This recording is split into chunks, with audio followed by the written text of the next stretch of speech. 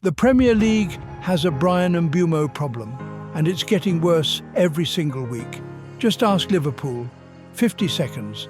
That's all it took at Anfield.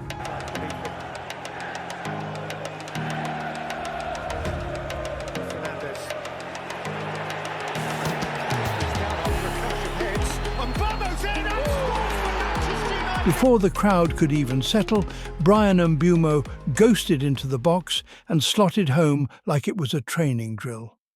1 minute in, and Anfield was silent. Manchester United were on their way to their first league win there in 9 years. And here's the thing, that moment wasn't special because it was rare. It was special because it's becoming routine. Because somewhere along the way, Bryan Mbeumo stopped being a good winger from Brentford and became the most important attacking player in Manchester United's rebuild. So how did that happen?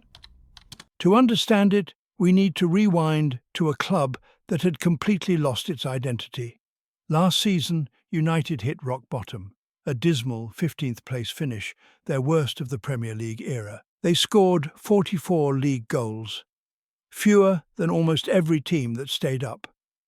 For a club built on attacking legends, that wasn't just bad, it was humiliating. So in summer 2025, United ripped everything up. New manager, new system, $200 million spent on attackers, and right at the centre of it all, a $71 million move for Bryan Mbeumo.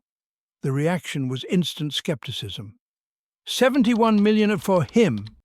Good player, sure. But United pressure destroys bigger names than that. And at first, it looked like the critics might be right. Opening day versus Arsenal. Lively performance. No goal. Throw up strongly. And Dowell away. First touch in red in the Premier League for Bryan Mbeumo was a beauty. And never played a game.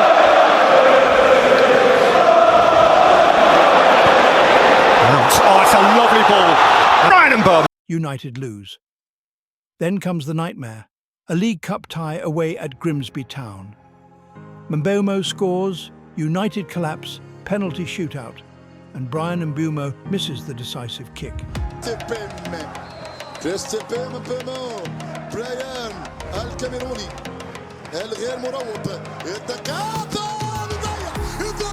Knocked out by a fourth-tier side, 71 mil plus signing, missed penalty.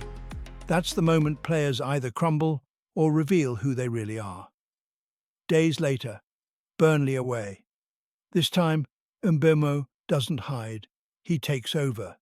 He drops deep to dictate play, switches the ball to Dalot for the opener, then pops up in the box to score the winner. Larsen's got space.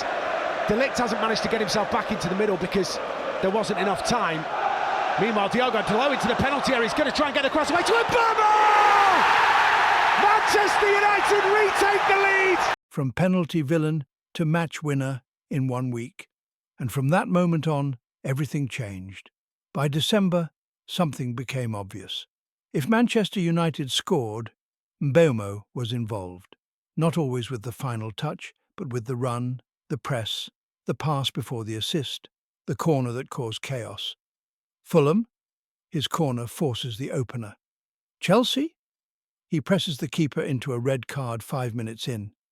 Brentford wins a penalty, disrupts their entire back line. Sunderland delivers the perfect cross for the breakthrough. He became United's constant. The attack didn't function around him. It functioned through him. Early on, there was a problem. Mbuemo and Amad Diallo, both left-footed, both cutting inside, were clogging the same space. Ruben Amorim noticed immediately, so he adjusted. Mbuemo was given freedom on the right, supported by overlapping full backs instead of another inverted winger. The pitch widened, defenders were stretched, and suddenly... Mbuemo, it's 3-on-2.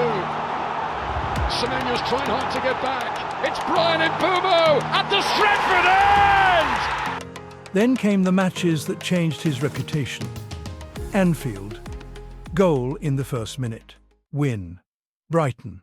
2 goals, statement performance, back-to-back league wins for the first time under Amorim. By October, Bryan Mbeumo was Premier League Player of the Month, new club, massive fee, enormous pressure, and he was officially the league's best player that month. Tottenham at Old Trafford. Mbuemo scores a towering header.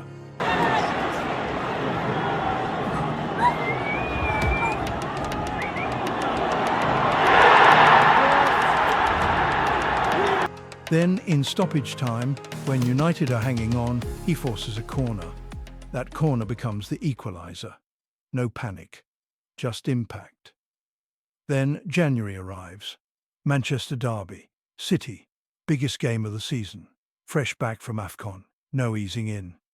Mbuemo finds space, shoots, scores. United win 2-0.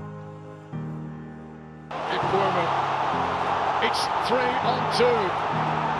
Semenyo's trying hard to get back. It's Bryan Mbeumo at the stretch. Different competition, same outcome.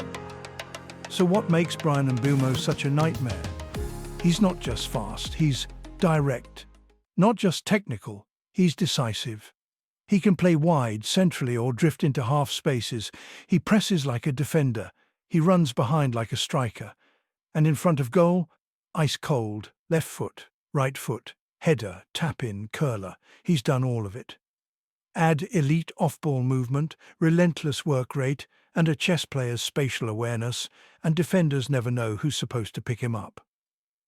But the real difference? Mentality. Miss a penalty? He responds with a match-winning performance. Score at Anfield? No showboating, just focus. Amorim calls him a working machine, first to press, last to stop running. He's built for pressure because he's lived pressure. Championship grind, injuries, being second fiddle at Brentford, then carrying them when Ivan Toney left. By the time United called, he was ready. One player didn't fix everything, but he lit the spark. What started as a gamble now looks like one of the smartest signings in the league. Opposition managers are scrambling, defenders are doubling up, goalkeepers are rushing decisions, and none of it is working. Because the Premier League has a Bryan Mbeumo problem. And for Manchester United, that's the best problem they've had in years. And the scariest part? He's only just getting started.